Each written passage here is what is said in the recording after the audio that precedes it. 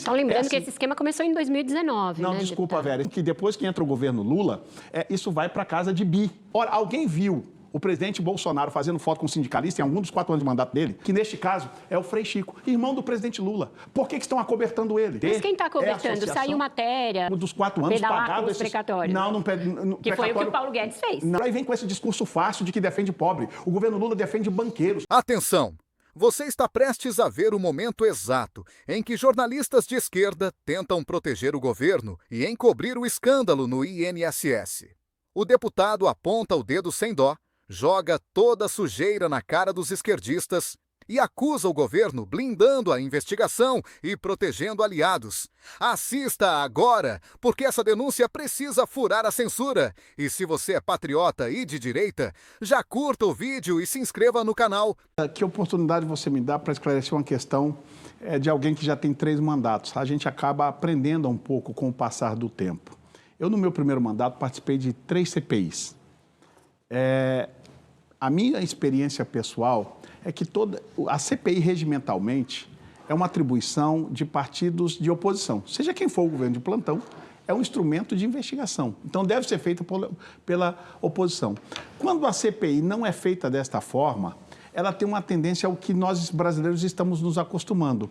Criamos uma expectativa enorme de uma CPI, mas essa do roubo dos aposentados, porque é uma vergonha nós convivermos num país em que não basta mais roubar com assalto à mão armado na esquina, mas agora roubar quem, com muita dificuldade, pagou um carnê de INSS, roubar dos aposentados. Em especial, essa roubalheira é tão vergonhosa que ela é de pessoas com salários baixos, com baixa escolaridade, com pessoas com deficiência. Só lembrando que esse esquema começou em 2019, Não, né, desculpa, deputado? Vera, esse esquema já faz 30 anos. Mas esse esquema, como a gente conhece, de autorização sem assinatura, ele começou etc., há 30 é 2019. anos. Ele realmente houve durante os 4 anos do presidente Bolsonaro na faixa aí de 270 milhões de anos. Agora, o que não dá para entender é como que depois que entra o governo Lula, isso vai para casa de bi. É por isso a necessidade da CPI, e o meu sonho é que a CPI de verdade investigue. Mas eu tenho dificuldade, Isa e Vera, de acreditar que uma CPI que não tenha nenhum presidente, nenhum relator de partido de oposição vai investigar. Porque quem são os beneficiados do roubo dos aposentados?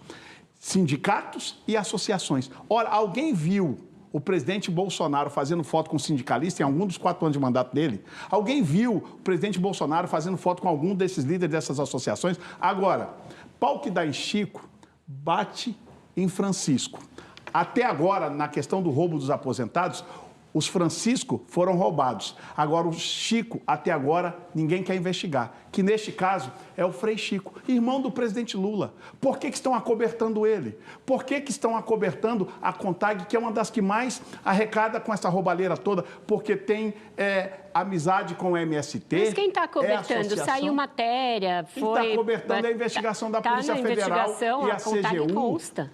Vera, a CGU disse que a CONTAG não precisa ser investigada e nem o Sindicato Lula. Ora, nós queremos que todos sejam investigados. E quem roubou os coitados dos anciãos e idosos do nosso país, que pague a luz da legislação brasileira, é um absurdo. Nós não podemos agora achar que roubar aposentado é uma coisa normal. Isso é inadmissível. Nós precisamos de uma investigação séria, de uma CPI séria, e acho, na minha avaliação, que a CPI, sem a participação de um presidente, que já aparentemente no Senado já foi decidido que é alguém de centro, e um relator que não seja para investigar a fundo, sabe o que vai acontecer? Tristemente, Vera e Isa, tem muita chance da CPI terminar em pizza se não for dessa forma. É inadmissível achar que roubar aposentado é normal. O roubo aumentou absurdamente e a blindagem tem nome e sobrenome. O deputado Sóstenes expôs a blindagem na Polícia Federal e CGU sobre os sindicatos ligados ao governo.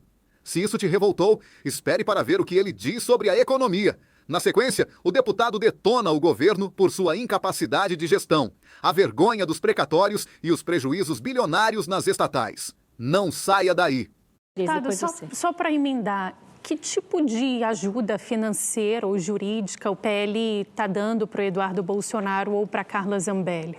Bom, eu não respondo pelo PL. Eu acho que a pessoa ideal para te responder seria o presidente Valdemar. Que eu saiba Que eu saiba, nenhuma, mas eu não tenho toda essa resposta para te dar, porque o presidente, quem paga as contas é o presidente Valdemar.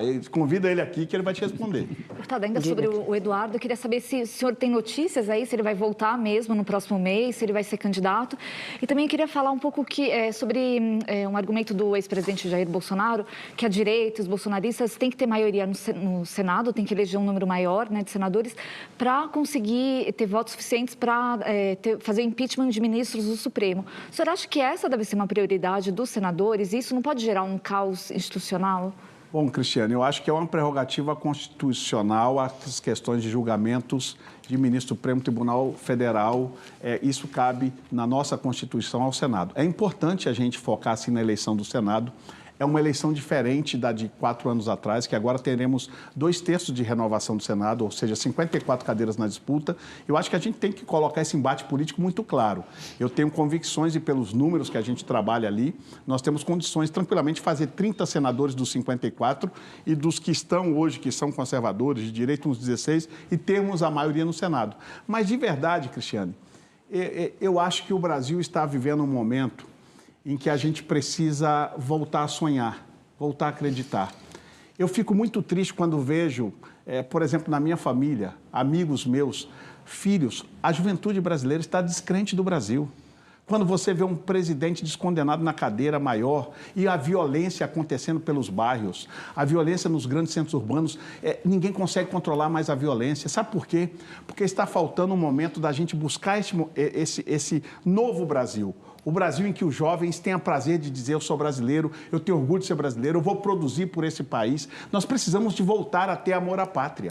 Nós precisamos ter mais valores de patriotismo e entender que o Brasil vai dar certo. É um país que nasceu para dar certo. É um país que, quando você vê as chuvas, lavam as nossas montanhas, nossos riachos ricos em minério. Nós temos riqueza mineral, nós temos a maior reserva de água potável do mundo, as florestas. Esse país nasceu para dar certo e não pode ser a política que vem atrapalhar. Eu acho que disputas, cassações, prisões, isso não contribui em nada. O que nós não podemos perder de vista é o combate à corrupção, que é uma chaga neste Brasil, e este governo é profissional nisso, já provou nos governos anteriores e agora, honestamente, não consegue administrar. Nós estamos com um país que pagou, Cristiane, o governo Lula pagou, no primeiro ano de mandato, 90 bi de precatórios.